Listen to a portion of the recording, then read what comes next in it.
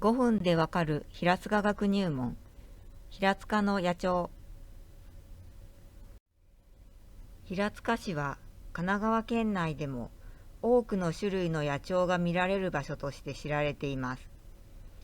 日本野鳥の会神奈川支部が発行している神奈川県鳥類目録7によると、平塚市内では1977年から2015年までの38年間に亜種を含めて265種類の鳥が確認されています。お隣の大磯が199種類、秦野が171種類、茅ヶ崎が197種類ですので、近隣の市町村に比べて多いことがわかります。平塚で多くの種類の野鳥が記録されている理由は、平塚に海、川、田んぼや畑といった農耕地、丘陵地に里山といった異なる性質の環境が存在するということです。海に生息する鳥、川で生息する鳥、それぞれ異なりますので、平塚という限られた範囲の場所で、さまざまな種類の鳥に出会うことができます。鳥は繁殖地と越冬地の間を季節によって移動し、そのことを渡りと呼びます。そのため、季節によって見られる種類が変わります。渡りをせず、1年を通して同じ場所で過ごす流鳥。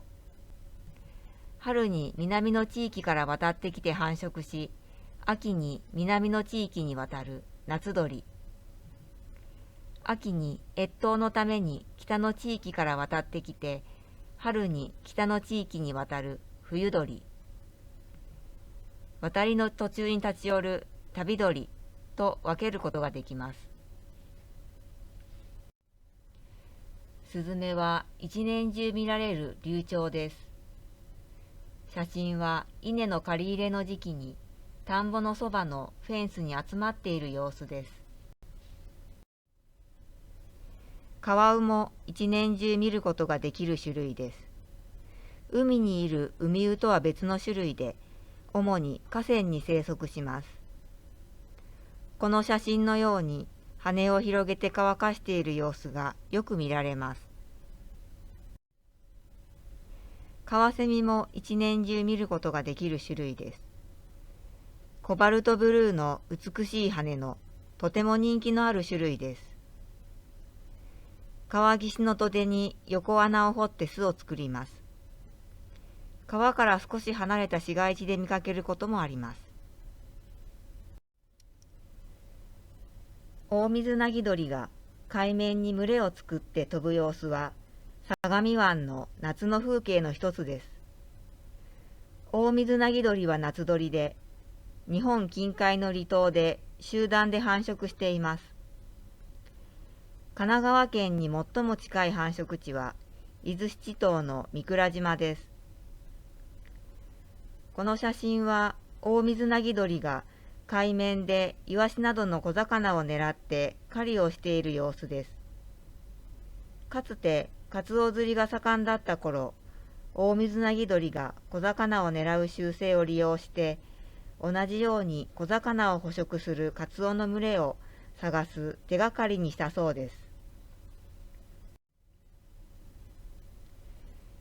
カモの仲間はカルガモなど一部を除き、ほとんどが冬鳥です。子ガモはオスとメスで羽の色が異なり、頭が緑でくちばしが黄色いものがオス、全体が茶色いものがメスです。タゲリは冬鳥として平塚の田んぼにやってきます。とても美しく人気のある野鳥です。しかし平塚のタゲリには2つの脅威が迫っています。一つは農業を営む人が減り、田んぼが年々減少していること。もう一つは、タゲリの美しい姿を写真に収めようと、多くの人がタゲリのいる田んぼに押しかけ、鳥の好む静かな環境を乱してしまうことです。タゲリをシンボルにしたところ、人々が押し寄せ、タゲリがいなくなってしまった。そんな話も聞かれます。野鳥の観察や撮影を楽しむときは、鳥の生息を脅かさないよう、適切な距離を保つようお願いいたします。